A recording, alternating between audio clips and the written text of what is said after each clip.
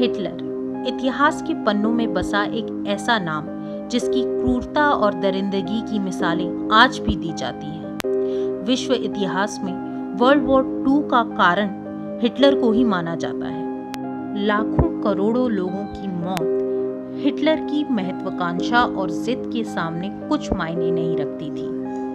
दुनिया को मुट्ठी में करने के लिए किसी भी हद तक जाने की जुनून ने उसे डिक्टेटर या तानाशाह बनाया। अडोल्फ हिटलर का जन्म 20 अप्रैल 1889 में ऑस्ट्रिया के एक शहर ब्रनाउ में हुआ था। अलोइस हिटलर और उनकी तीसरी पत्नी क्लारा पोल्स के 6 संतानों में से चौथी संतान हिटलर थे। हिटलर का अपने पिता से काफी मतभेद रहता था और इसका कारण ये था कि हिटलर के पिता उन्हें सिविल सर्विस के कर्मचारी के रूप में देखना चाहते थे, जबकि हिटलर का झुकाव फाइन आर्ट्स की तरफ ज्यादा था। वो एक आर्टिस्ट बनना चाहते थे। हिटलर का अपनी माँ की तरफ लगाव बहुत ज्यादा था। एक के बाद एक अपने करीबियों की मौत देखकर हिटलर टूटने से लगे थे। पहले अपने भाई, फिर अपने पिता और उसके बाद अपनी माँ की मौत देखकर वो पूरी तरह बिखर गए। इसके बाद वो 1907 में वियना चले आए, जहां पर उनके स्ट्रगल के दिन की शुरुआत हुई। हिटलर के पास रहने को घर नहीं था, उनके पास खाने को खाना नहीं था। वो पोस्ट कार्ड बेचकर अपना गुजर बसर किया करते थे, होम शेल्टर्स में रहा करते थे। लेकिन उनका इंटरेस्ट अपने आर्ट और अपने पॉलिटिक्स में बहुत ज्यादा था। बिस्मार्क की आइडियोलॉजी उनके लिए बहुत मायने रखती थी। जगह जगह हो रहे डिस्कशन में वो हिस्सा लेते थे, अपनी पॉलिटिक्स की आइडियोलॉजी को सामने रखा करते थे और अगर कोई उनकी बात से सहमत ना हो तो उस पे जमकर गुस्सा भी करते थे। आर्ट्स के अपने सपने को पूरा करने के लिए उन्होंने academy of fine arts Vienna में 2 बार अप्लाई किया। दोनों बार उन्हें रिजेक्ट कर दिया गया। हिटलर जब स्कूल में थे तो उनके एक हिस्ट्री प्रोफेसर ने उन्हें काफी प्रभावित किया था, जिसकी वजह से जर्मनी के लिए उनके अंदर पेट्रियटिज्म पैदा हुआ और यही वजह थी कि उन्होंने वर्ल्ड वॉर 1 में अपने आप को वॉलंटरीली एनरोल किया। हिटलर एक बहुत ही अच्छे रनर थे, जिसकी वजह से उन्हें एक मैसेंजर की तौर पे वर्ल्ड वॉर 1 में इस्तेमाल किया गया। उनका काम था एक पोस्ट से दूसरे पोस्ट तक मैसेज पहुंचाना। 1918 में जब वर्ल्ड वॉर खत्म हुआ तो हिटलर शॉक में थे। उन्हें यकीन नहीं हो रहा था कि जर्मनी ने घुटने टेक दिए। उन्हें वॉर से बहुत उम्मीदें थी। वॉर में अच्छी सर्विस के कारण उन्हें आयरन क्रॉस मेडल से भी सम्मानित किया गया था। जर्मनी ने जब वर्ल्ड वॉर 1 में सरेंडर किया तो उसे ट्रीटी ऑफ वर्साइलेस साइन करना पड़ा। हिटलर के लिए ये ट्रीटी किसी बेइज्जती से कम नहीं थी। उन्होंने तभी सोच लिया था कि उन्हें जर्मनी को वापस उठाना है। ट्रीटी ऑफ वर्साइलेस के तहत जर्मनी पर काफी पाबंदियां लग गई थी, जैसे कि जर्मनी 1 लाख से ज्यादा सैनिक बल नहीं रख सकता था। जर्मनी अपना बॉर्डर एक्सटेंड नहीं कर सकता था। वेपन्स और आर्मामेंट्स में भी काफी रेस्ट्रिक्शंस लग गए थे। एक पब्लिक कॉन्फ्रेंस के दौरान जनता जर्मनी की हार का कारण मिलिट्री को बता रही थी और यहीं पर हिटलर को मौका मिला अपनी बात आगे रखने का। उसने इस सब का कारण गवर्नमेंट को ठहराया। हिटलर ने यहाँ पर अपने पावरफुल स्पीकिंग स्किल का इस्तेमाल किया और उसने पूरी जनता को ये मानने पर मजबूर कर दिया कि जर्मनी की हार का कारण असल में वहाँ की गवर्नमेंट है। इस स्पीच से प्रभावित होकर नेशनल सोशलाइज्ड वर्कर पार्टी ने हिटलर को अपनी पार्टी में ज्वाइन करवा दिया। पार्टी में आते ही हिटलर ने तख्ता पलट करने की कोशिश की। देशद्रोह के इल्जाम में उसे जेल जाना पड़ा।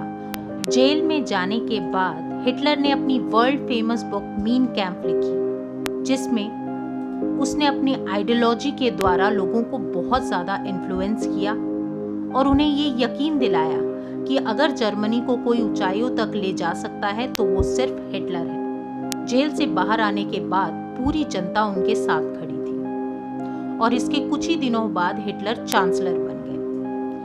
चांसलर बनते ही उन्होंने पूरी सत्ता अपने हाथों में लेने की कोशिश की। अगर कोई भी इंसान उनके खिलाफ जाने की कोशिश करता तो वो उसे सख्त से सख्त पनिशमेंट दिया करते थे या फिर उन्हें जान से मार भी दिया करते। हिटलर की पावर में कोई बाधा ना दे सके, इसलिए हिटलर ने पूरे पार्लियामेंट को ही आग लगा दी ताकि वो अकेले ही पूरी जर्मनी पर राज कर सके। हिटलर ने अपने पार्टी का नाम बदलकर नाजी पार्टी रख लिया और इस पार्टी का सिंबल था स्वास्तिक, क्योंकि हिटलर के हिसाब से आर्यंस सबसे सुप्रीम रेस थे। हिटलर को हमेशा से जर्मनी की हार का कारण जूस यानी यहूदी लगते थे। पावर में आने के बाद हिटलर ने ट्रीटी ऑफ वर्सैलिस में लिखी सारी शर्तों का उल्लंघन करना शुरू कर दिया। हिटलर की तो आदत ही थी धोखा देने की। ब्रिटेन ने उसके सामने ये प्रस्ताव भी रखा था कि वॉर में हारी गई सारी जमीन उसे वापस लौटा दी जाएगी, पर वो आगे हमला करना बंद कर दे। हिटलर ने उस समय तो इस बात के लिए हामी भर दी, लेकिन कुछ ही दिनों बाद गिरगिट की तरह अपना रंग बदलते हुए उसने सब कुछ मानने से इनकार कर दिया और ब्रिटेन पे हमला करवा दिया। हिटलर ने जगह जगह कॉन्सेंट्रेशन कैंप्स बनवाए, जहां पर वो उन देशों से लाए गए प्रिजनर्स को रखता था जिन्हें उसने जीता था।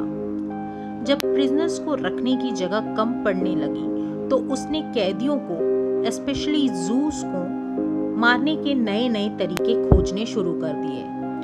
उनमें से एक था गैस चेम्बर्स तैयार करवाना, जिसमें वो ज़ाइक्लोन बी नामक ड्रग का इस्तेमाल करता था और हजारों कैदियों को एक साथ मार डालता। उसने इंसानों पर मेडिकल एक्सपेरिमेंट्स भी करवाए। कई लाखों प्रिजनर्स को उसने मरवा के दफना भी दिया, जिसमें कई मासूम बच्चे भी थे। हिटलर जल्द ही पोलैंड में भी घुसपैठ करने लगा, जिसके बाद ब्रिटेन ने जर्मनी पर हमला कर दिया और वर्ल्ड वॉर 2 की शुरुआत हुई। हिटलर ने बड़ी ही चालाकी से इटली और रशिया को लालच देकर अपने साथ मिला लिया। हिटलर के लिए रास्ता साफ होता दिख रहा था। उसे यूरोप अपनी मुट्ठी में सा दिखाई दे रहा था। तभी ब्रिटेन की रॉयल एयरफोर्स ने जर्मनी के लुफ्तवफ़ा यानी जर्मन एयरफोर्स को ब्रिटेन से खदेड़ दिया और हिटलर ने अपना रुख रशिया की तरफ मोड़ दिया। रशिया को धोखा देकर उसने रशिया पे हमला करवाया, जो कि हिटलर की आगे जाकर सबसे बड़ी भूल साबित हुई। रशिया की रेड आर्मी ने जर्मन सेना को बहुत जल्द पीछे हटने पर मजबूर कर दिया।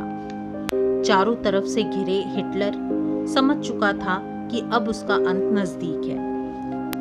वॉर खत्म होने के बाद हिटलर की क्रूरता कहीं पूरी दुनिया को पता न चल जाए, इसीलिए हिटलर ने सारे सबूत मिटाने की कोशिश की। उसने कई कंसंट्रेशन कैंप में आग लगा दी ताकि किसी को ये न पता चल पाए कि ऐसा कोई कैंप बनाया भी गया था। उसने अपनी सेना को आदेश दिया कि सारे स्वस्थ कैदियों को वो अपने साथ ले जाएं और जितने नहीं चलने लायक रह गए हैं उन्हें मार दिया जाए। जब ब्रिटेन की सेना जर्मनी के अंदर पहुंची तो उन्हें कुछ हजार सर्वाइवर्स ही दिखाई दिए, जिनकी आंखों में दर्द साफ दिखाई दे रहा था।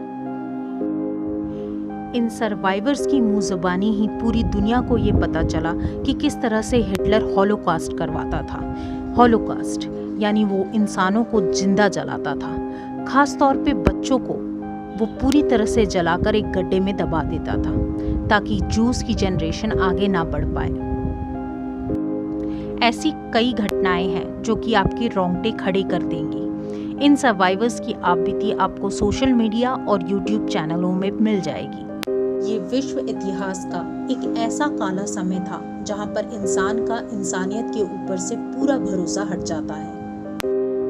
जब सच्चाई सामने आई तो पूरी दुनिया अपने आप से शर्मिंदा थी, क्योंकि वो वक्त रहते एक ऐसी निर्मम घटना को होने से नहीं रोक पाई थी।